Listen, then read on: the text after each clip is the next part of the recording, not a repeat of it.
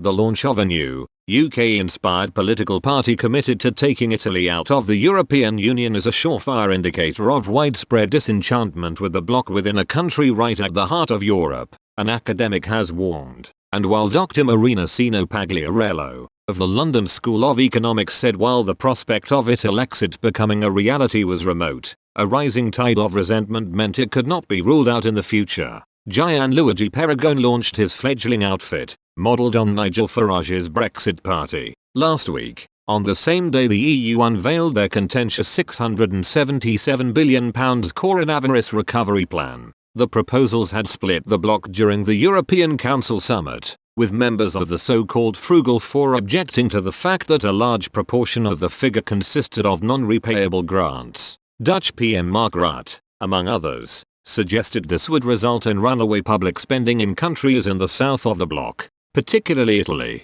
which have been hit hardest by the pandemic. Dr. Sino Pagliarello told Expressco UK, "It was a pretty tense European Council summit. Also because we have seen that during the COVID-19 pandemic, the role of the European Union was pretty weak at the beginning. So a lot of resentment started regarding lack of solidarity, especially in Italy. I'm not sure you can really talk about Euroscepticism, but there is a sense of disenchantment, but the same optimistic vision of Europe is no longer present. When we talk about Europe it's more a problem of priorities and of what you want to make with them with respect to Italy's internal politics." Dr. Sino Pagliarello foresaw problems for the ruling coalition headed up by Prime Minister Giuseppe Conte. She explained, "September-October is going to be the time of greatest challenge to the Italian government. Italy has to implement financial policies following the EU recommendations and, within the post-COVID-19 exacerbation of the economic crisis,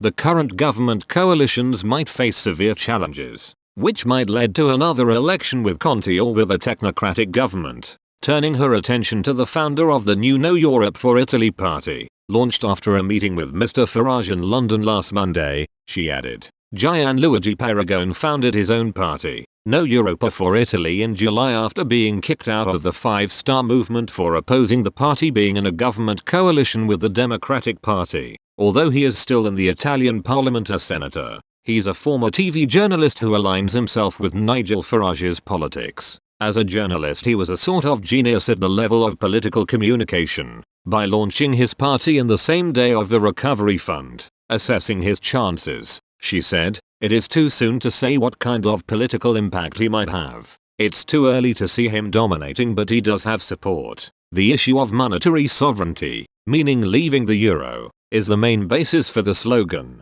As for the chances of Italy following the UK out of the EU, Dr. Sino Pagliarello said, Italexit is a very remote possibility. Italexit is essentially a slogan really. Italians are aware that without Europe we could be completely ruined, but you never know for the future. In Italy there is a north-south divide and there is less support for leaving the EU in the south than in Lombardy and Venetia, because of all the EU help for poorer regions. In opposition, Lega is more opposed to Europe than when they were in government, because when you are the opposing party you can say what you want, of course." Mr. Perrogone's decision has somewhat eclipsed the man who was up until last week generally regarded to be the standard bearer for Italian Euroscepticism, Lega leader Matteo Salvini. Dr. Sino Pagliarello said, "But Salvini has never said let's leave Europe." Matteo Salvini is a Eurosceptic, but not to the extent of wishing to take Italy out of the European Union.